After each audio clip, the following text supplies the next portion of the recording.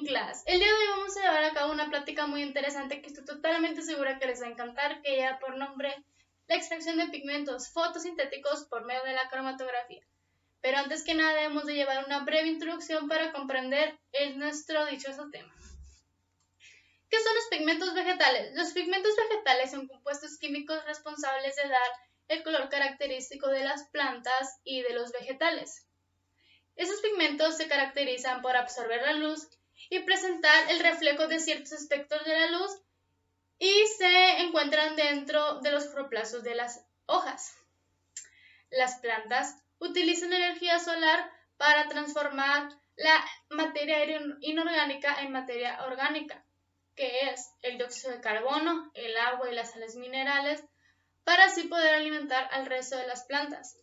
Los pigmentos fotosintéticos son los únicos que tienen la capacidad de hacer dicha acción, de absorber la energía de la luz y hacerla disponible para el aparato fotosintético.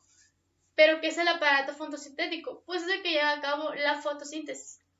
La fotosíntesis es un proceso que posibilita a las sustancias orgánicas a partir de sustancias inorgánicas para así obtener la energía lumínica para transformarla en energía química.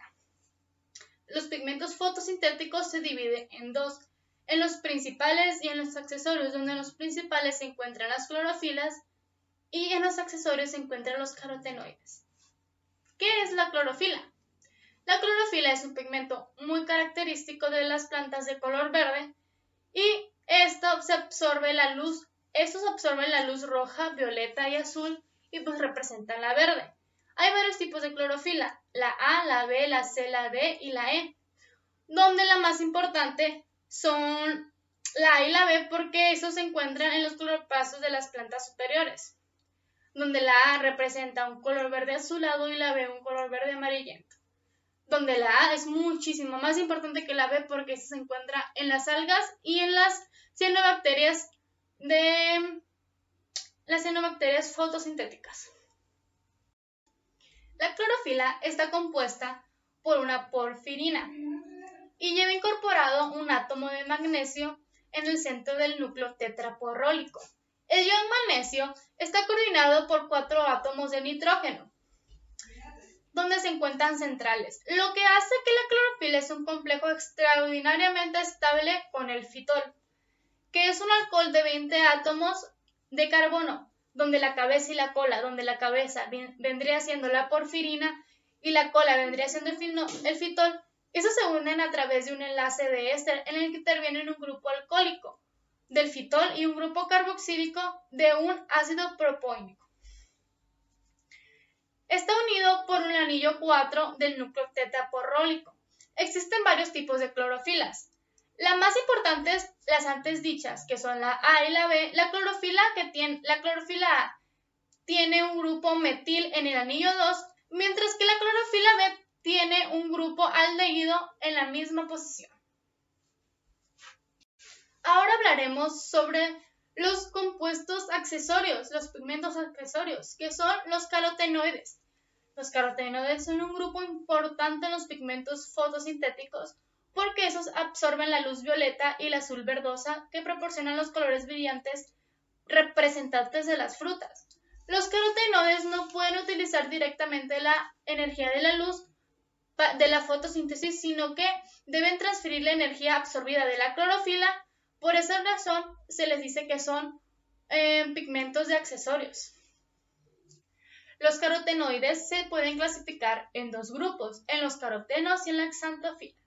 Los carotenos son compuestos orgánicos ampliamente distribuidos en las plantas, que esos imparten un color amarillo, naranja o rojo, mientras que las xantofilas son pigmentos amarillos cuya estructura molecular es muy similar a los carotenos, pero con la diferencia que esos contienen átomos de oxígeno. La capacidad de las clorofilas y los carotenos puede absorber la luz de la luz solar y utilizarla de manera efectiva.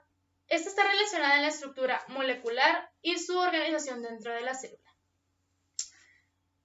Ahora vamos a hablar sobre la técnica muy famosa que se llama la cromatografía, que esta es una técnica muy sencilla para poder separar dichos pigmentos, en este caso los pigmentos fotosintéticos.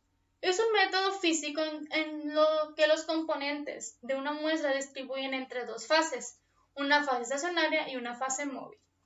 Esta técnica permite separar sustancias presentes en una mezcla aprovechando la mayor o menor afinidad por el disolvente que recorre por una columna de resinas o por una de papel. El arrastre que ejerce el disolvente, que es la fase móvil, sobre los distintos compuestos hace que estos se desplacen con distintas velocidades separándolos poco a poco. Ahora sí, vamos a comenzar a nuestra práctica.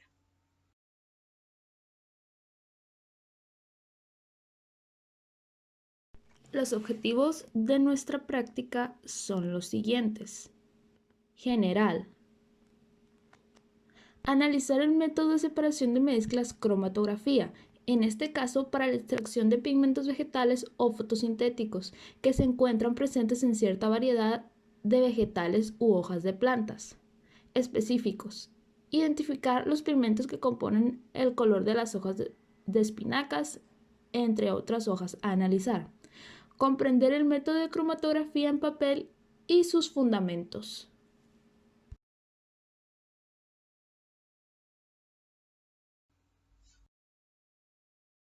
En cuanto a los materiales que necesitaremos para realizar nuestra práctica son los siguientes: mortero, cinta, alcohol, plato, colador, lápiz, vasos y papel absorbente.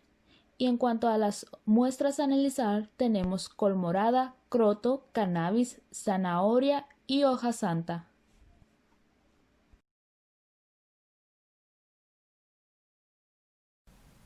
En el método, como primer paso, tenemos el lavado y secado del material a utilizar en esta práctica. Como segundo paso, tenemos el lavado de las hojas de las plantas.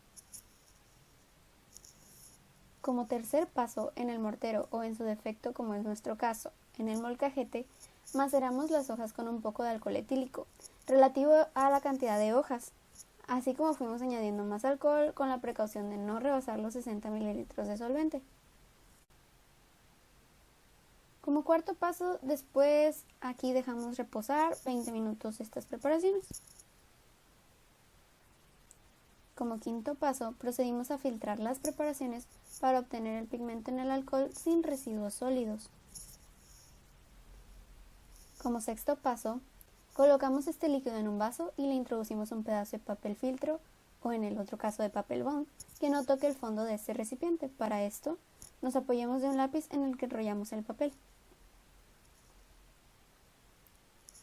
Como séptimo paso, dejamos reposar estas preparaciones por 1 hora para observar así los cambios. Como octavo paso, observamos e interpretamos los resultados obtenidos. Es importante recalcar que el procedimiento es el mismo para cada tipo de hojas.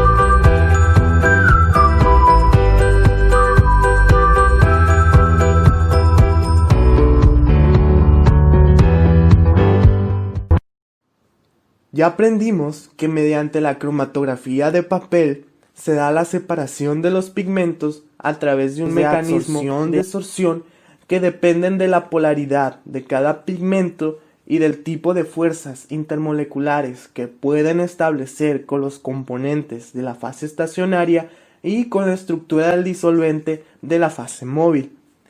Con esto, en un principio fue posible la separación de los pigmentos gracias al disolvente apolar, presentando como resultado en que la clorofila B, más polar que la A, se absorbe más intensamente y presenta en consecuencia un factor de retardo menor en relación al tiempo.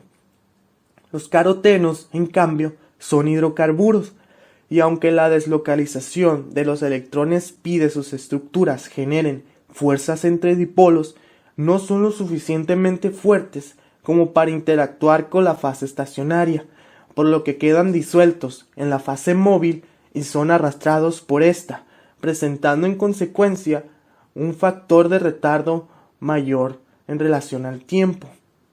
En el caso de las antiocianinas de la col morada, se diluyeron los pigmentos en tonos azules cada vez más tenues, puestos que las antiocianinas son polares y la interacción ion-dipolo es de fuerza más o menos parecida a la de ion con ion, pudiendo resumir entonces que la separación de los componentes de la mezcla se determinan por las interacciones polares de los componentes de la misma con las fases estacionaria y móvil, y también que los fenómenos rectores del proceso de retención y separación son la adsorción y la absorción. Esta primera mencionada se refiere a la fijación o retención de la sustancia entre la superficie de las dos fases, relacionándose con fuerzas químicas y físicas que dependen de la naturaleza de la sustancia absorbida, temperatura, naturaleza del absorbente y concentración. El segundo fenómeno determina la retención de una especie química por parte de una masa y depende de la tendencia que tiene éste a formar mezclas o a reaccionar químicamente con la misma. Por mi parte es todo, muchísimas gracias.